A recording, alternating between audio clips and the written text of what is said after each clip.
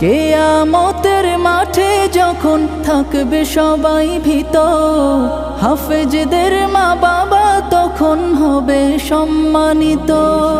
কিয়ামতের মাঠে যখন থাকবে সবাই ভীত, হাফেজদের মা বাবা তখন হবে সম্মানিত। তাদের